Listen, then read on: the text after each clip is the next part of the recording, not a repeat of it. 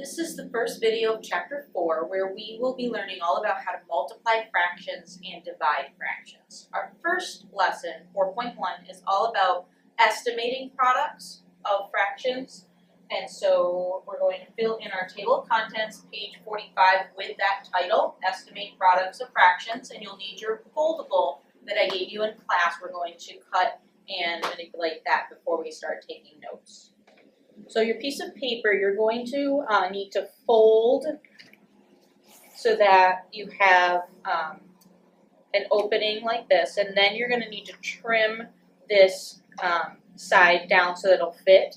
And what I did then is I cut these three columns up towards the title so that you can see that there are three different categories that we're going to be talking about as we go through estimating products. And we can then use the top and the bottom to write our examples on the inside once we take some notes about how to estimate. So we want your foldable to look like this. So it's going to open up like so, and then you have three different categories of problems that we're going to go through. And make sure you get that ready so that you are all set. The first kind of estimating problems we will see is when we have a fraction and we're multiplying it by a whole number. So we're going to work with compatible numbers. We've heard that word before. It just means we are going to change the numbers so that they work well together, so they're friendly in the same fact family. And we are going to change the whole number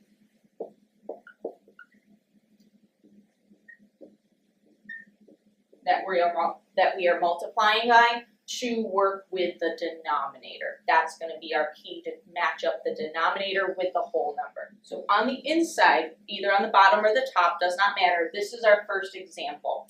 And I'm going to rewrite this so that it is 1/4 with the 1 on the top and the 4 on the bottom. I have the slash here. That was the formatting. You might also see in this chapter where it looks like this, the fraction 1/4 with that slash in between. All of those are the same. So 1/4 times 13. Notice I put the 13 up here. That's really 13 over 1, but 13 and 4 do not work well with each other. So we need to think of a whole number that is close to 13 that works with the denominator. If I go one more down, 12 and 4 are in the same fact family. So I could then multiply and find out what is 1/4 of 12. Remember, of and multiply are the same as well. I also could put this over 1 and then multiply across. So I would have 12 over 4, 12 divided by 4, because it's compatible. We could do that easily, and we have an estimate of 3 for the problem 1/4 times 13, or 1/4 of 13. And that's our first example. If you have room, you can go below, or you have that top section of that little flap as well. So our second example, when we're multiplying whole numbers and fractions, is 2/5. Again, I'm going to rewrite this so that it is vertical instead of horizontal. Notice the slash for this one. Of 11, remember of means multiply, and 11 I'm going to put up here because really 11 over 1, but 11 doesn't work with 5. Remember, we're matching up and thinking, what can we make this change to work with the denominator 5. And again, if I go one number down and change this to 10 over 1, I will have a much easier time figuring this out. And 2 times 10 is 20, and then 20 divided by 5 is 4. So our estimate for our second example of what is 2/5 of 11, it's about 4. And that's all there is to it. Let's move on to the second column. We'll talk about fractions of fractions. So on the front of your notes, there's basically one point to remember when you are estimating products and there are 2 fractions instead of a fraction and a whole number. You have to round to 0, 1/2, or 1/whole. So again, those are the like landmark fractions. When we talked about, when we were comparing fractions in the last chapter, we talked about 0, half, and 1. Those are the landmark fractions that we want to see if fractions are close to. So that's going to be our focus for the center column. So on the inside, either on the bottom or the top, this is our first example. We're going to estimate 1/3, and I'm going to rewrite it, times 7/9. And what we literally have to do is think about the fraction 1/3, and is it close to 1/2, 0, or 1? And we have to make a decision, and then we're going to rewrite it right underneath. So I think it's close to 1/2, because if I had 1.5 on top here, we'd be exactly half. So I'm going to change this to 1/2. And then I'm going to think about 7/9. Is that close to 0, half, or 1/2?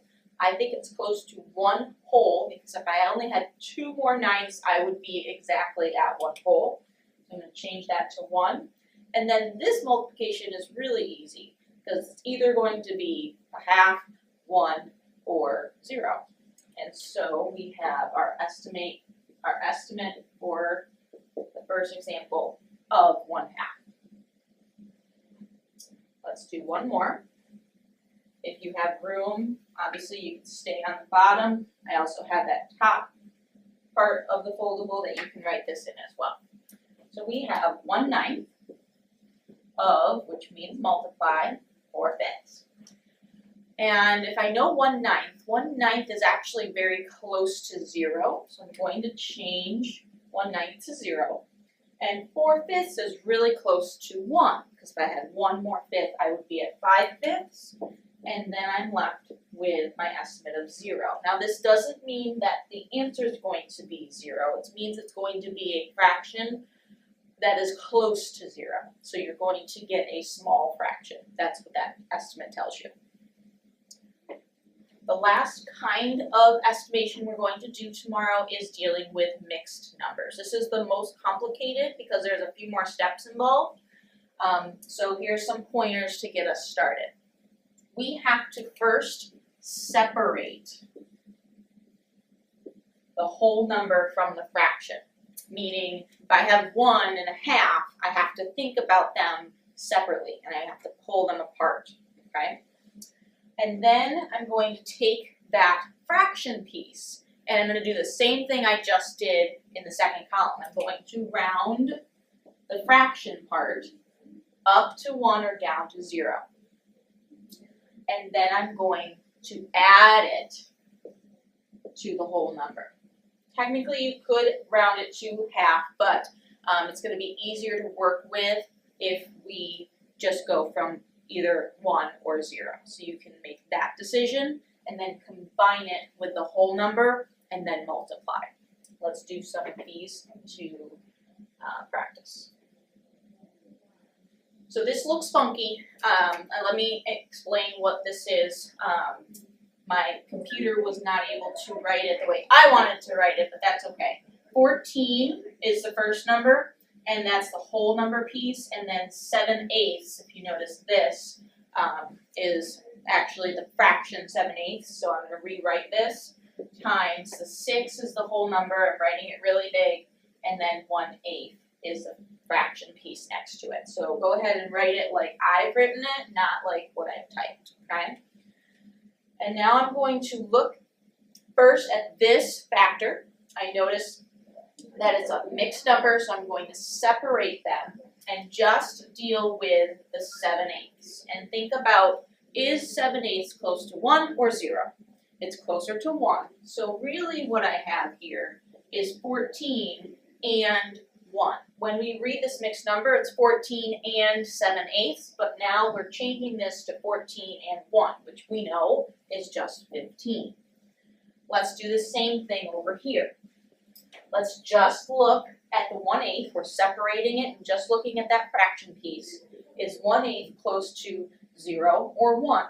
It's closer to 0. So this is really 6 and not much more. So we're just going to estimate it as 6, or 6 plus 0.